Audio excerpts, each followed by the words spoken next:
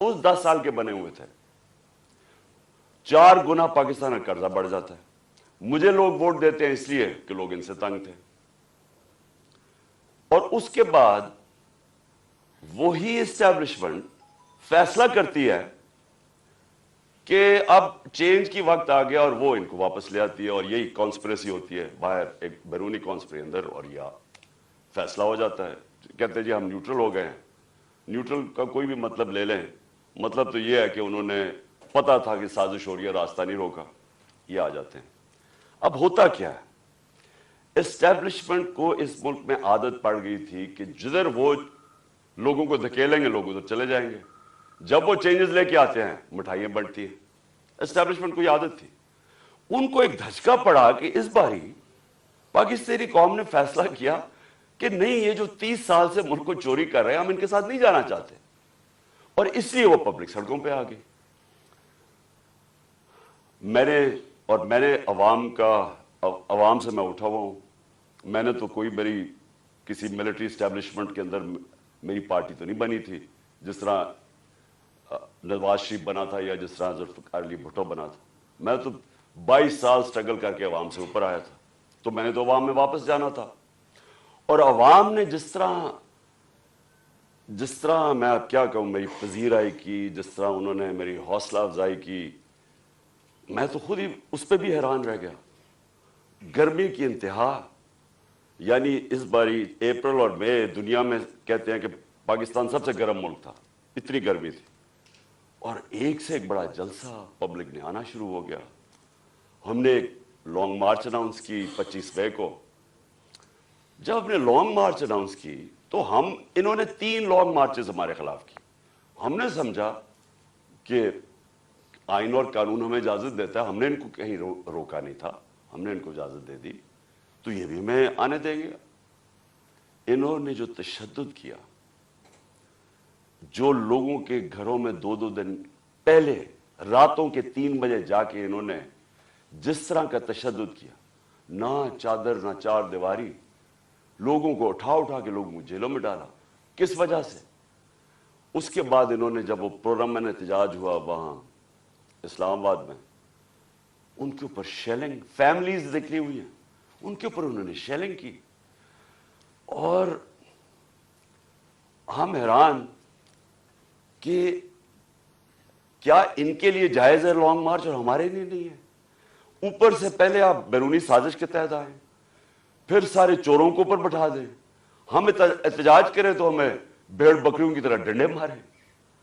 तो उसके बाद इन्होंने समझा कि पार्टी बिल्कुल ही खत्म हो जाएगी, मम्मी डैडी पार्टी है, यहाँ तो औरतें बच्चे आते हैं, तो इन्होंने समझा कि खत्म हो जाएगी।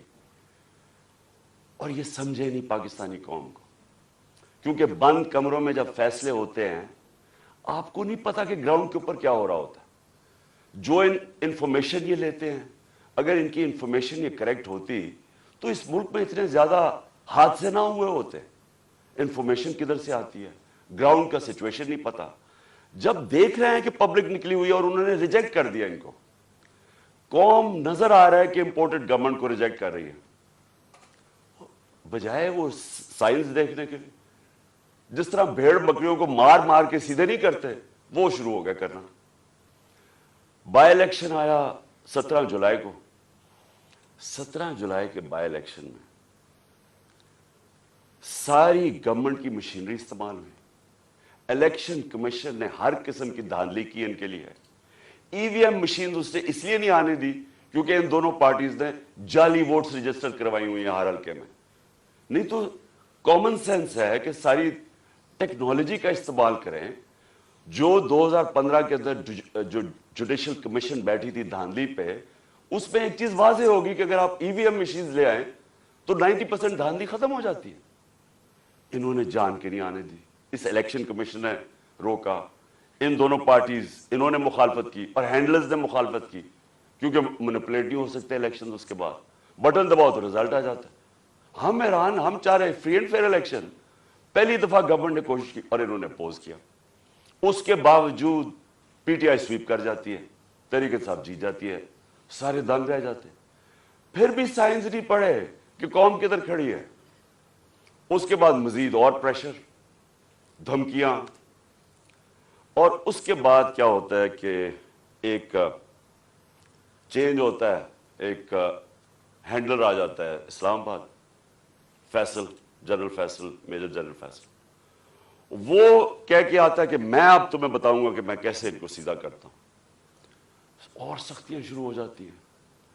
جو تحریک انصاف کے لیے میڈیا کور کر رہا ہے ان کے لیے سختیاں، جو جرنلسٹ تحریک انصاف کو فیور کر رہا ہے ان کے اوپر سختیاں، ہمارے ممبرز کو اپروچ کیا جا رہا ہوتا ہے کہ آپ ہمارے ایم پیز کو، یہ ذرا سنیں، ایم پیز کو ڈرایا دھمکایا جا رہا ہے کہ اس کو چھوڑو عمران خان کو۔ کیا ڈرایا دھمکایا جا رہا ہے؟ کہ ہمارے پاس کرپشن کیسز ہیں، اگر وہ نہیں مل رہا ہے تو ہمارے پاس ویڈیوز ہیں، آپ کی گندی ویڈیوز ہیں، وہ ہم بلیک میل کرنے کے لیے۔ یہ تماشا ہو رہا پاکستان میں کہ ہماری اپنی ایجنسیز اپنی ڈیموکریٹک پروسیس کو چلنے نہیں دے رہی اور یہ استعمال کر رہی ہیں، بجائے ریئلائز کریں کہ آپ نے غلطی کر دی ہے۔ لوگ چور نہیں ایکسیپٹ کر رہے ہیں، اس کے باوجود ایک غلطی کو دہراتے جا رہے ہیں اور فورس کرتے جا رہے ہیں لوگوں کو۔ دھمکیاں آنی شروع ہو گئی۔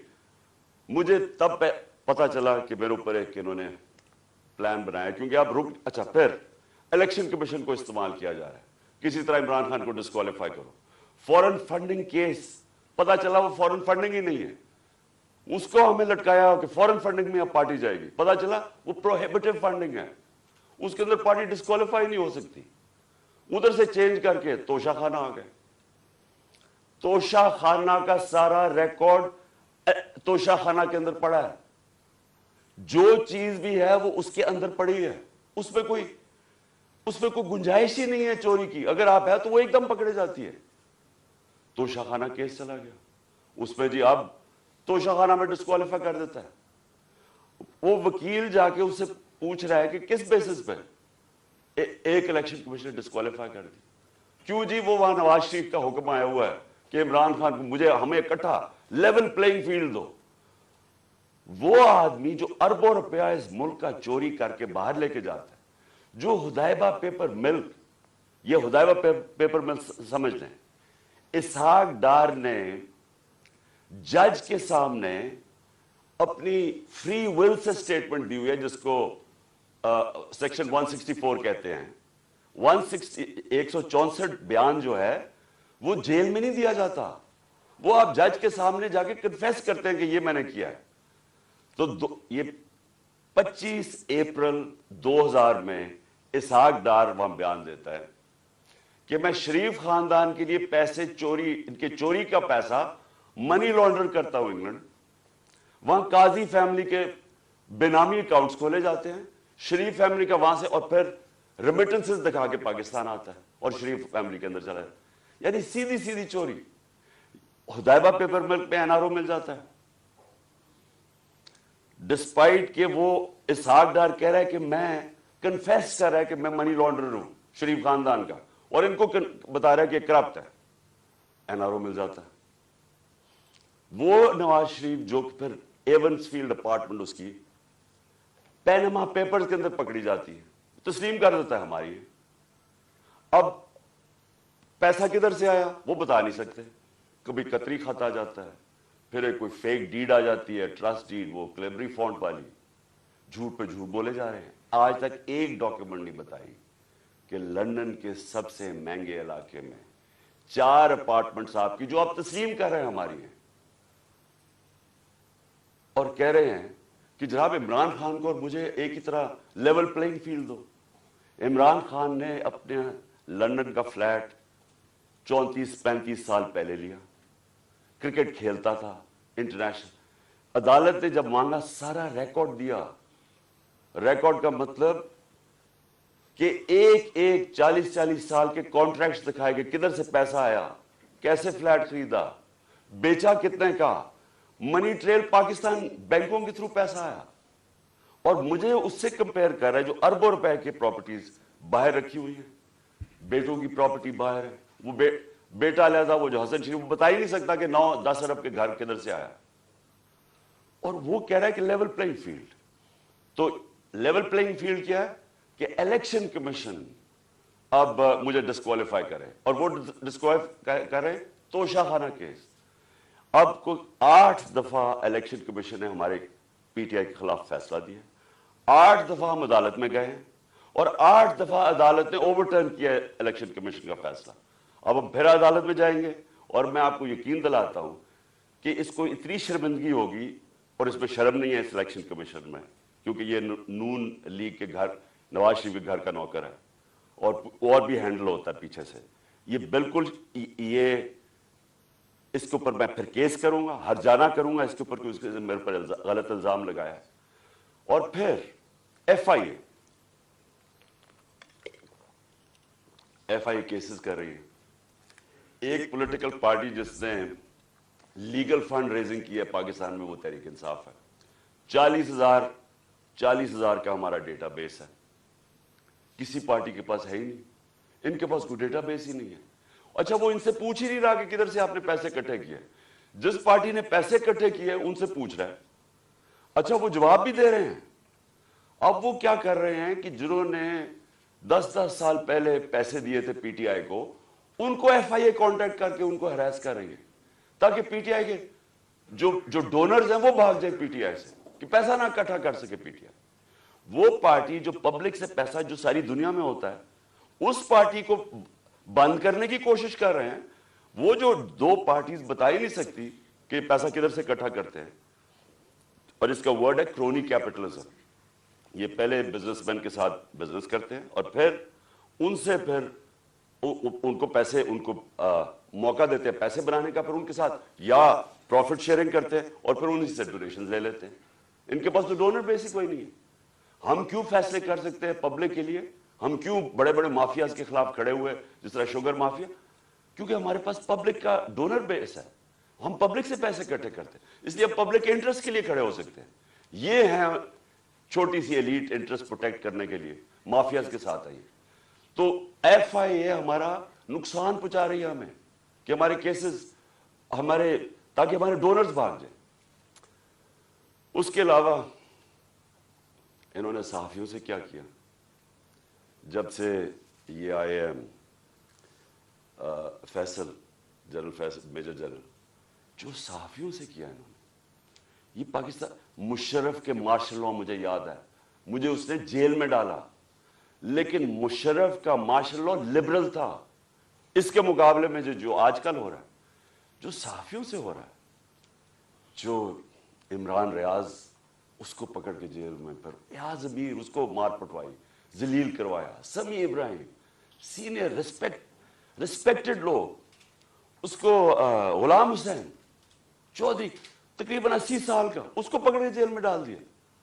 اور جو ارشد شریف سے کیا، یعنی یہ قوم کبھی معاف ہی نہیں کرے گی ان لوگوں کو جنہوں نے ارشد شریف میری نظر میں پاکستان کا نمبر 1 انویسٹیگیٹو جرنلسٹ تھا، اور نمبر 1 کریڈیبلٹی تھی. سب کو پتا تھا کہ یہ بکتا نہیں ہے، سب کو پتا تھا اس کا خوف کسی سے نہیں. اس سے جو کیا ہے، ملک سے باہر بھاگ، مجھے پتا ہے اس کے پیچھے کون پڑا ہوا تھا. ارشد شریف کے گھر والوں کو پتا ہے کہ کون پڑا ہوا تھا اس کے پیچھے. صحافیوں کو پتا ہے کہ کون اس کے پیچھے پڑا ہوا تھا، کہ کیوں اس کو ملک چھوڑ کے جانا پڑا، اور پھر کیوں وہ دبئی سے آگے جانا پڑا اس کو. سب کو پتا ہے کہ کون پیچھے پڑا ہوا تھا اس کے. اور جو اس کی شہادت ہوئی، یہ اس ملک کی تاریخ کا میں سمجھتا ہوں افسوسناک موڑ ہے، کہ جتنی صحافت اوپر چلی جاتی ہے، معاشرے کو وہ لفٹ کر دیتی ہے، معاشرے کے ویلیوز لفٹ کر دیتی ہے، معاشرے کو امر بالمعروف پہ لگا دیتی ہے. یہ صحافیوں کا کام ہوتا ہے، موریلٹی معاشرے کی ریز کرے. اور جدھر کون آج کل فیورٹس بنے ہوئے ہیں؟ لفافے، جو زمین بیچنے والے صحافی، جن کی کریڈیبلٹی کوئی نہیں ہے. آپ صرف یہ دیکھ لیں کہ کن لوگوں کی آج ویورشپ اوپر ہے اور کن کی نیچے ہے. آپ کو پتا چل جائے گا عوام کدھر کھڑی. عوام بیوقوف نہیں ہے. یہ جو عوام آپ کو بار بار میسیجز بتا رہی ہے کہ وہ ایک ابراہم لنکن کی سیئنگ ہے کہ you can't fool all the people all the time. تھوڑا وقت سب کو پاگل بنا سکتے ہیں، سارا وقت کبھی کوئی انسان نہیں، معاشرہ پاگل نہیں بن سکتا. تو لوگوں کو پتہ ہے کیا ہو رہا ہے. اور لوگ بتا رہے ہیں. پھر الیکشن ہوا, بائی الیکشن ہوا ہمارا, 9 سیٹوں پہ میں کھڑا ہوا, صرف ایک پوائنٹ بتانے کے لیے کہ عوام کدھر کھڑی. 9 سیٹوں میں سے 8 جیتا.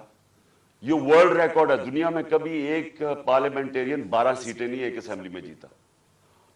پھر عوام بتا رہی ہے وہ کدھر کھڑے ہیں, لیکن نہیں, عوام کی نہیں سننی.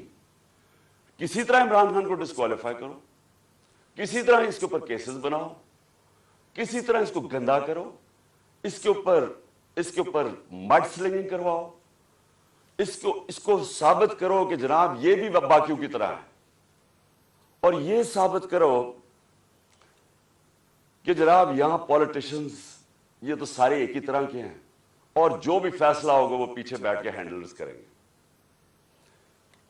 لیکن جب انہوں نے دیکھا جلسے ریکارڈ, میں پتہ نہیں 60-70 کتنے جلسے کر بیٹھا ہوں, میں نے کبھی پاکستانی قوم کو ایسے نہیں نکلتے دیکھا. الیکشن ریزلٹس آپ کے سامنے. انہوں نے فیصلہ کیا, اور فیصلہ پہلے کیا مجھے مروانے کا. 4 لوگوں نے بند کمرے میں فیصلہ کیا مجھے مروانے کا. میں ٹی وی پہ جا کے لوگوں کو بتایا کہ انہوں نے فیصلہ کیا.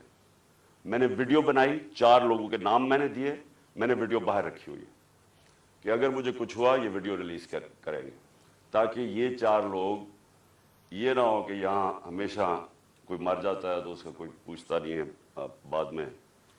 تو میں کہا تاکہ قوم, دنیا کو پتا ہو, میرے ملک کو پتا ہو کہ کس نے یہ کیا ہے. اس کے بعد یہ فیصلہ, یہ بند کمروں میں کہ اس کو اب کسی طرح عمران خان کو مارو.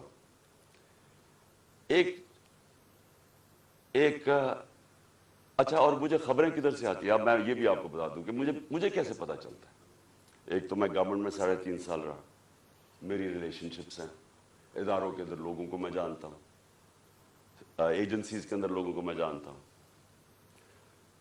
ویسے جو اداروں کے اندر, سارے اداروں کے اندر جو باہری اکثریت ہے وہ سب متنفر ہے جو ہو رہا ہے پاکستان کے ساتھ, جو انہوں نے 6 مہینے میں کیا ملک کے ساتھ, جو مہنگائی کے اندر لوگوں کے حالات ہیں, معیشت نیچے جا رہی ہے, انڈسٹری نیچے جا رہی ہے, ایکسپورٹس نیچے جا رہی ہے, ٹیکس کلیکشن نیچے جا رہا ہے, ریمیٹنسز نیچے جا رہی ہیں, جو کسان ہیں, جو ریکارڈ ہماری 17 سال میں گروتھ ریٹ تھی ایگریکلچر میں, زراعت میں 4.5%, وہ آج نیچے چلے گئے. تو لوگ ان سے تنگ ہیں, اور لوگ مجھے بتاتے ہیں کہ یہ کیا سازشیں چل رہی ہیں. تو دوسری انہوں نے سازش کیا کی, انہوں نے, اور اس کے اوپر اب میں آنے لگا ہوں, یہ جو ہوا, یہ جو مجھے یہ گولیاں لگی, یہ سازش کیا تھی. انہوں نے فیصلہ کیا کہ ایک ایسا سلمان تاثیر ٹائپ قتل کرو عمران خان. اس کے اوپر پہلے اسے کہو کہ جناب یہ اس نے مذہب کی توہین کی ہے یا توہین رسالت کی ہے. اس کے اوپر کوئی انہوں نے ٹیپس ٹوپس بنائی, انہوں نے وہ ریلیز بھی کی, وہ لوگ چلائے, اور وہ نون لیگ کے لوگ اس کو پروجیکٹ کرنا شروع ہو گئے. پتا تھا مجھے کہ کون اس کو پروجیکٹ کر رہا ہے. ہمیں یہ اتنا آسان ہے آج کل کے زمانے میں پتہ چلوانا, کیونکہ یہ تو ڈیجیٹل ورلڈ ہے, آپ پتہ چلوا سکتے ہیں کس اکاؤنٹ سے چیزیں پروجیکٹ کی جا رہی ہیں. تو یہ پہلے تو یہ پروجیکٹ کیا گیا کہ عمران خان نے دین کی توہین کی ہے. اس کے بعد پلان ان کا یہ تھا, جو انہوں نے کیا اس دن یہ وزیر آباد میں, کہ کہیں گے جی دینی انتہا پسند عمران خان کو قتل کر دیا جس طرح سلمان تاثیر کو کیا, کیونکہ اس نے کوئی مذہب کی توہین کر دی. یہ پلان بنا. میں نے یہ پلان جلسے کے اندر 24 سپٹمبر کو عوام کے سامنے رکھا, اور میں یہ چاہتا ہوں کہ یہ بالکل اسی اسکرپٹ کے اوپر ہوا جو کہ وزیر آباد میں ہوا. تو یہ پہلے ذرا میں چاہتا ہوں آپ سارے یہ ذرا ایک دفعہ دیکھیں کہ یہ ہوا کیا تھا, یہ میں نے کیا کہا تھا 24 سپٹمبر کو.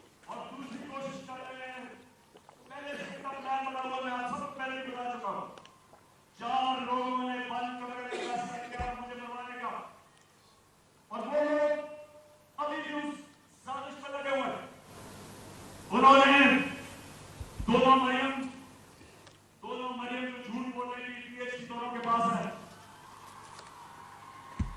इनको और जावेद लतीफ को इन्होंने इनसे प्रेस कॉन्फ्रेंस करवाई और प्रेस कॉन्फ्रेंस करवाई ऐसी के इमरान खान खुदा ना खास्ता उसने मदद की तौहीन किया और फिर इनकी कोशिश है कि इसकी वजह से अगर कोई भी मेरे ऊपर वारदात हो तो कहेंगे कि मजहबी जुलूनी ने कर दिया, कहेंगे कि कोई दीनी तहफ़्फ़ुज़ सुबह ये करना है।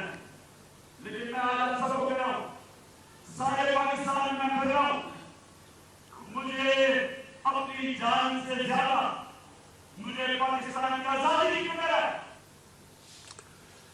24 सितंबर ये जलसे में मैंने कहा, प्लान का मुझे पता चल गया था।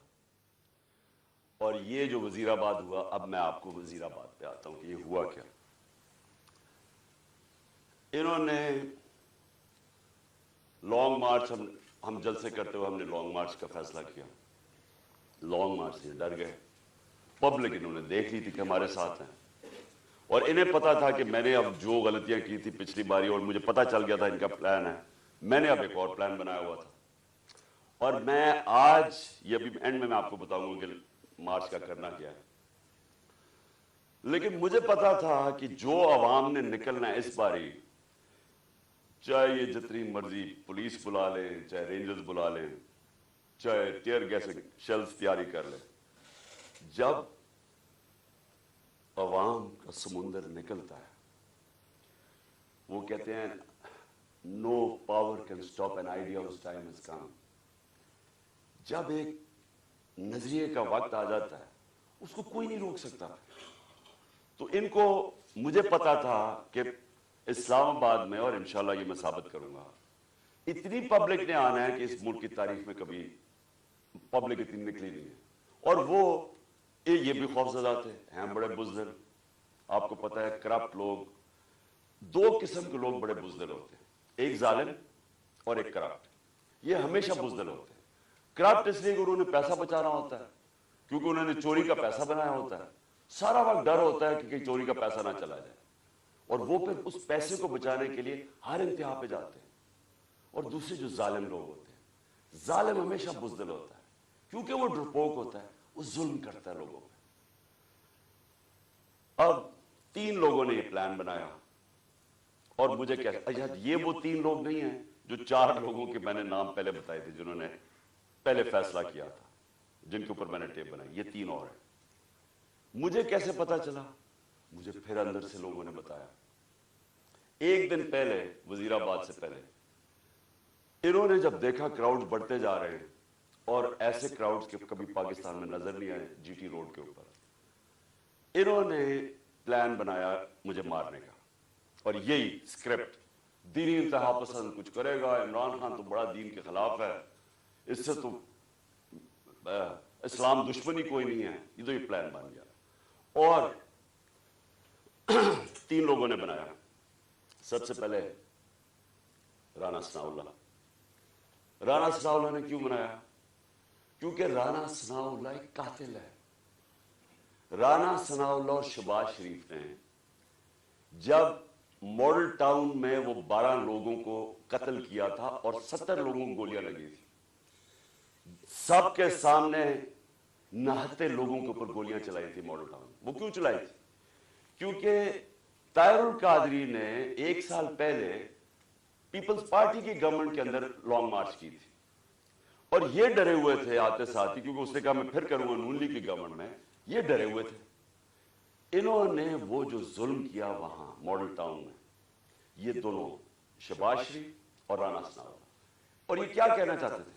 ये पैगाम देना चाहते थे, खौफ तारी करना चाहते थे कि कहीं वो इस्लामाबाद ना आ जाए, वो पब्लिक ना निकला है।